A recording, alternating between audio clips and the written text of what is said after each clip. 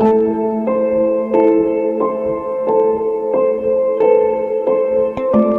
really know who was going to be there to support me, but I'm definitely depressed throughout the whole thing, and it was obviously a really hard experience. So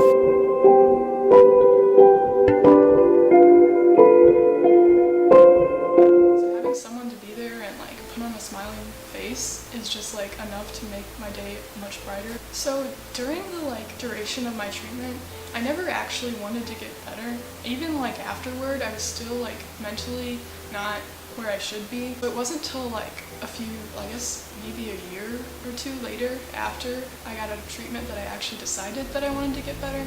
You just definitely don't feel that you're good enough. No matter how thin you are, that's why you continue to restrict, and you really can't tell that even though you are so thin.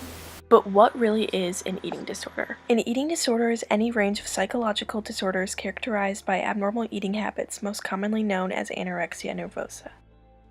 There are many types of eating disorders such as anorexia nervosa, bulimia nervosa, binge eating disorder, orthorexia, pica, rumination disorder, laxative abuse, compulsive exercise, and more. All of these disorders are composed of dangerous eating tactics affecting over 20 million women and 10 million men in America. Warning signs and symptoms include refusal to eat certain foods, restrictions with foods, skipping meals, mood swings, weight fluctuations, and more. Anorexia is an eating disorder in which a person maintains a starvation diet despite being significantly underweight. People with this type of eating disorder feel that no matter how they manipulate their weight or change their appearance, they will never be enough comparable to the standards that they hold themselves to.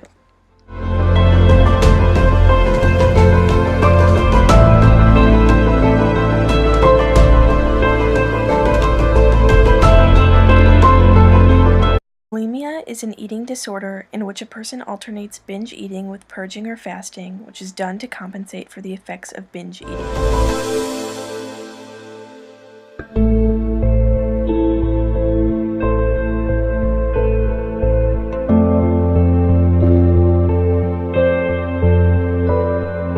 Leading me to binge eating, which is significant eating followed by emotional distress, feeling a lack of control, disgust, or guilt, but without purging or fasting.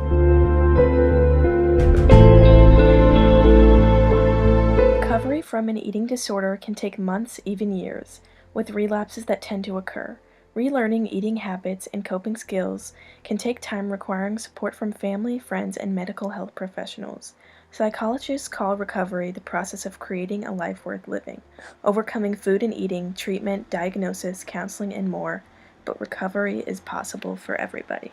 I think I was 11 years old when I really realized and really began, and then I turned 12 during that school year. The summer before 6th grade, I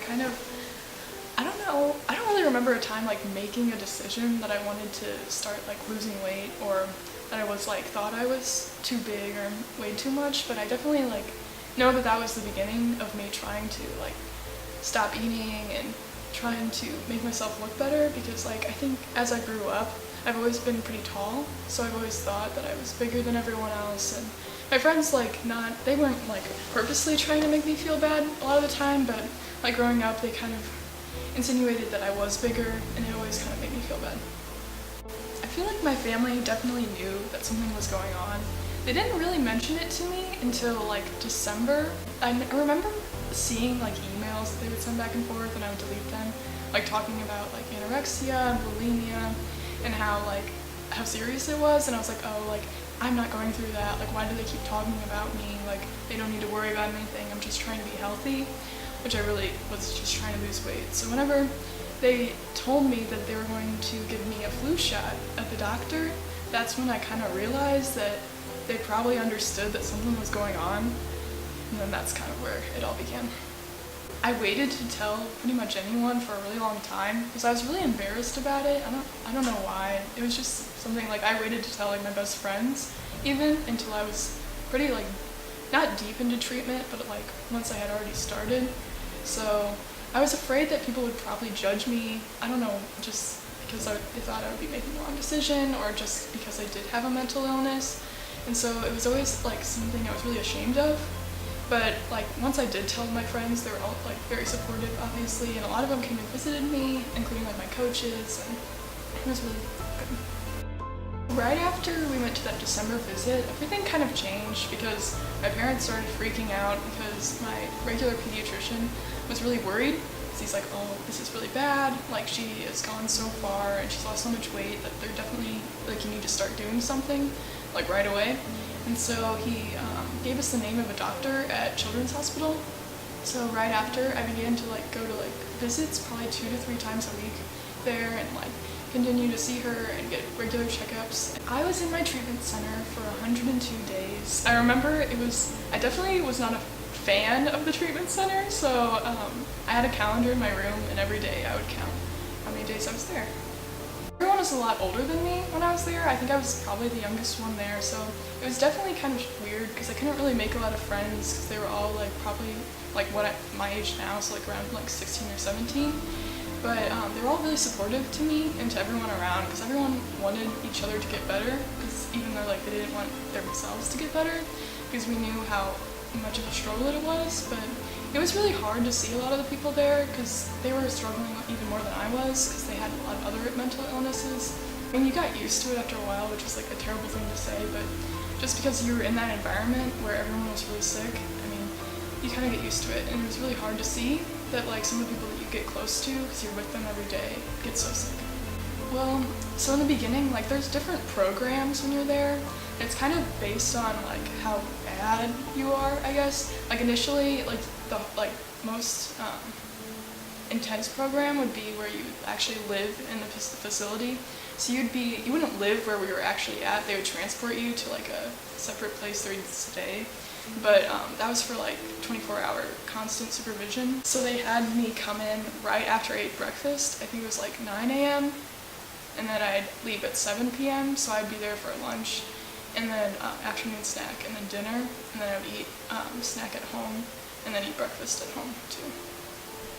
So during the like duration of my treatment, I never actually wanted to get better. Even like afterward, I was still like mentally not where I should be. Like physically, like they discharged me because I didn't need to be under like hospitalization or supervision anymore because my health was a lot better. But my mind, like I definitely still wanted to restrict as much as I could, because I like even after I got out of treatment, I probably hated myself even more just because they made me gain so much weight. So it wasn't till like I guess maybe a year or two later after I got out of treatment that I actually decided that I wanted to get better. I definitely think the whole thing definitely matured me more because I was forced into the situation where I had to like see all these really scary things at such a young age, and I had to like really dive into like myself, which is like when you're growing up, you don't really, I mean, you just kind of live, you have fun, you don't really worry about a lot of the things in life. But once you like are put through a struggle like that, you really have to like think about. Throughout treatment, I tried to like examine kind of my friendships with people, and definitely afterward also like returning back to school. It was going to be really stressful, and I didn't really know who was going to be there to support me. But I knew that like my friend Jackie and her sister always came and visited me, and it was really like helpful. Like I was definitely depressed throughout the whole thing, and it was obviously a really hard experience. So having someone to be there and like put on a smiling face is just like enough to make my day much brighter, even when I was having really rough days. And so I knew that like they were obviously really good friends, and some of my other friends that like they were kind of too afraid to come and like confront me about it, or to like are put through a struggle like that. You really have to like think about like what's important to you, and know that like is it important that I'm gonna like be thin and that I look pretty in my opinion, or is it important that I can have a good relationship with my family, with my friends, and if like I'm able to even live.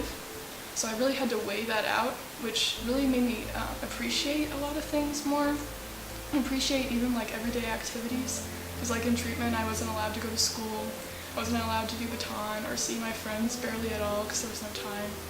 And I was really depressed the whole time. And I was like, man, if I didn't do this, I definitely would have been able to live a really happy childhood. And so definitely like today, I'm a very strong person because of it, because I know how to like combat a lot of the feelings that I was experiencing before. And I'm really able to like enjoy life.